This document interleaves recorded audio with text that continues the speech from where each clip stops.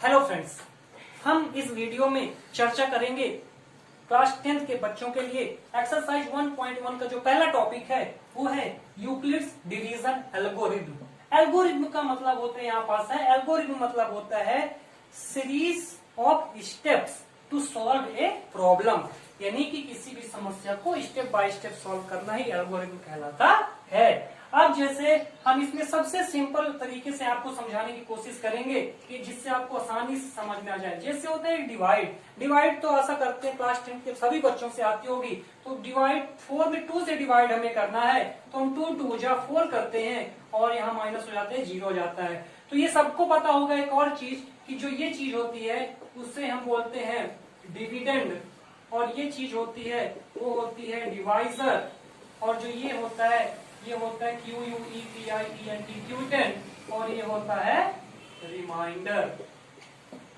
और एक बात, जो हम इसका फॉर्मूले के बारे में बात करेंगे तो आपको ध्यान में रखना होगा कि जो ये डिविडेंड है उससे हम A से प्रदर्शित करेंगे, डिवाइजर को B से, क्यूटेंट को Q से, रिमाइंडर को R से।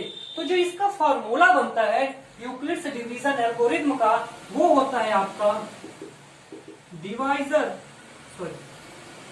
Dividend is equal to divisor into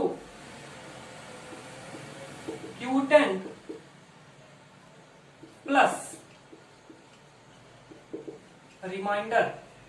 तो डिवाइड, जैसा कि मैंने बताया है कि डिविडेंड को A से, डिवाइजर को B से, क्यूटेंट को Q से, रिमाइंडर को R से हम प्रदर्शित करेंगे। तो dividend is equal to A is equal to divisor यानी B Q प्लस R। तो ये A is equal to B Q plus R, ये आपका यूक्लिड डिवीजन एल्गोरिथम का फॉर्मूला। और जो इसमें B का मतलब क्या होता है, मैंने बताया B यानी डिवाइजर यानी B जो होता है डिवाइजर, वो रिमाइंडर से हमेशा बड़ा होगा। ठीक है, जैसा कि हमने 124 और 24 को सिंपल तरीके से फाइंड करके आपको दिखाया, लेकिन एक्सरसाइज 1.1 का पहला क्वेश्चन बोल रहा है कि यूज यूक्लिड डिवीजन एल्गोरिथम का प्रयोग करके HCF फाइंड करना है। उसी में देखिए 124 और 24 का जब हम यूक्लिड डिवीजन एल्गोरिथम यूज करके इसको हम जब करेंगे तो इसमें आपका जो आता है, तो सबसे पहले हम इसमें जो बड़ी संख्या है उसमें से डिवाइड करेंगे छोटी संख्या से।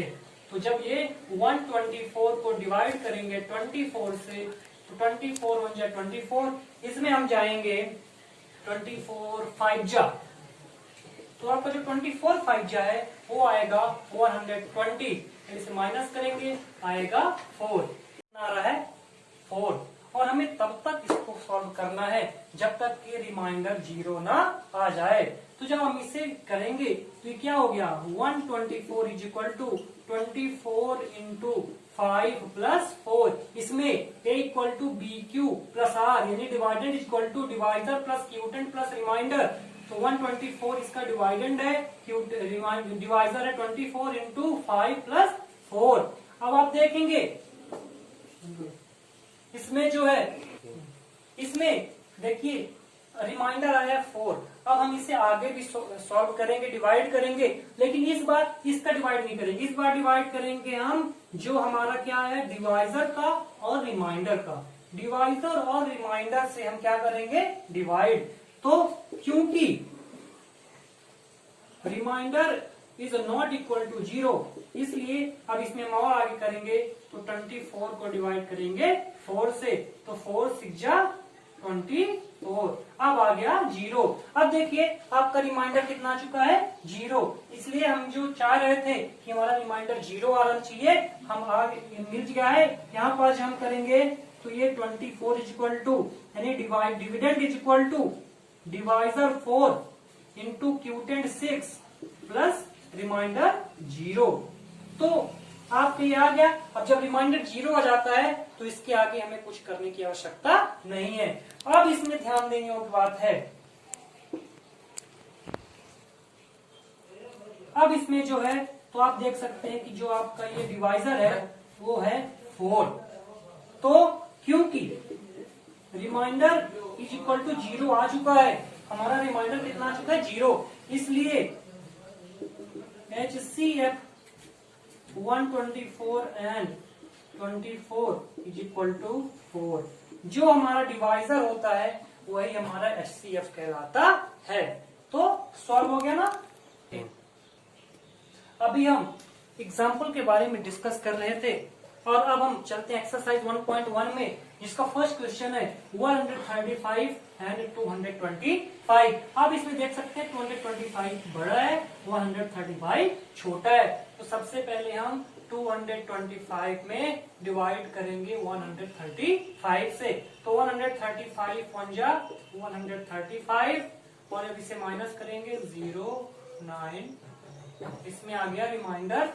तो इसमें कितना आया 225 is equal to 135 into 1 plus 90, क्योंकि remainder is not equal to 0।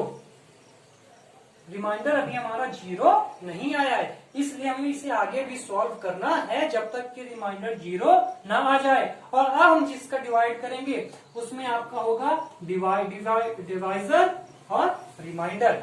Divisor और रिमाइंडर से हम डिवाइड करेंगे।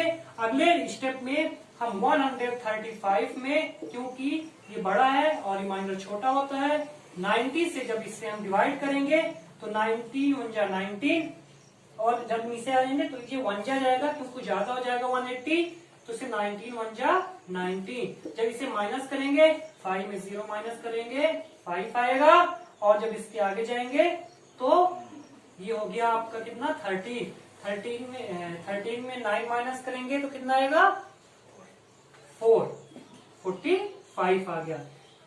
तो यहाँ पास जो अगला स्टेप आया आपका, तो इसमें 135 is equal to 90 into 1 plus 45।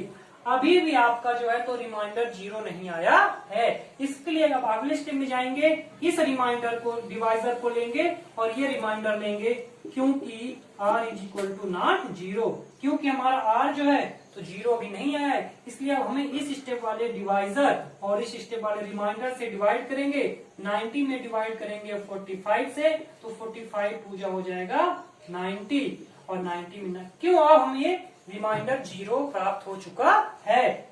तो इसमें आ गया 90 is equal to 45 into 2 plus 0, क्योंकि r इज इक्वल टू 0, हमारा रिमाइंडर 0 आ चुका है। और जो हमारा मैंने पहले ही बताया था कि जब रिमाइंडर 0 आ जाए और जो उस समय का डिवाइजर होता है वही आपका HCF कहलाता है। तो यहाँ पास लिखते हैं, इसलिए HCF 135 and 225 is equal to 45, यानी कि जो आपका डिवाइजर है लास्ट स्टेप का वही आपका HCF कहलाता है। इसी तरह से आप इसके बाकी क्वेश्चन को भी सॉल्व कर सकते हैं। अगर कोई प्रॉब्लम जा रही है तो आप नीचे कमेंट सेक्शन में कमेंट करके अपनी प्रॉब्लम बता सकते हैं, जिससे हम आपके प्रॉब्लम का सॉल्यूशन कर सकें। Thank you.